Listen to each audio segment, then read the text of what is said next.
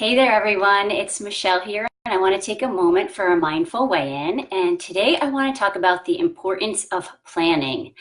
And this came up because I was recently listening to a podcast where the coach talked about how people are afraid to constrain to calendaring, and especially people who are people pleasers and who are perfectionists. So I had an aha moment because I'm still kind of working on time management and planning myself and get coached on that. And I thought, ooh, I think I'm hashtag guilty of both. And what she was saying is that people pleasers are afraid to actually put things on calendars because then if they were asked to do something, they would actually have to say no to somebody if it wasn't on their calendar.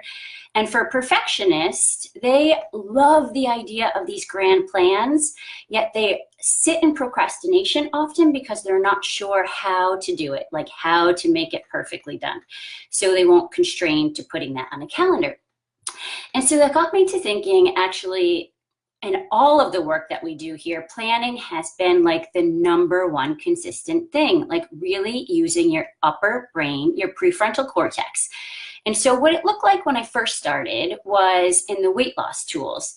You plan 24 hours in advance what it is that you're going to eat to fuel your body. Now, that takes out the idea of like you just feel like having a cookie on a whim. Like if it's not on your plan, then that's not what it is that you're eating. Now, of course, you can plan to have a cookie, but that's a different mechanism and a different skill, a different tool that you're using. So once I kind of got that down for the weight, I then went on to, okay, what about drinking less? Let's take a look at that. And for that, it's the same thing. You plan 24 hours in advance what it is that you're going to drink, and you start to break the habit of just having a thought like, oh, I want a glass of wine, and then rewarding it, and then keeping that loop going. By planning, you have a skill. Hi, Jamie. You have a skill that you're learning to break the habit. So now I'm working on that for time management and calendaring. And for the longest time, I've said like, oh, I can't possibly put things on calendars. I'm too busy, right? Like how many of you all think you're too busy or too overwhelmed? Because that seems important, right? Especially like in our society, busy and overwhelmed seems like, oh, that must mean you're doing something important. But are you really doing anything at all when you're busy? How about if you start being productive? And so it's a different mindset as far as getting stuff done on your calendar. Now, what you want to do instead of like a list of things to do, which I am all about a list, but I'll tell you what happens. So for example, on a Saturday, I might have a list of to do the laundry and to do the sheets and to do the dishes and to sweep and to do the floors and the garden. But as I start to do the laundry, I forgot that, oh, I wanted to take the dog out. And then when I'm out taking the dog, I think I have to start weeding. So I never get the laundry done. So this mindset is that you pick a goal, like you have a do goal, and then you write that down. Then you write everything that needs to get done in order to get to that goal. And then you actually put that on the calendar with time constraint. So I'll give you an example. This weekend, we had an opportunity with our coach to submit like a podcast idea.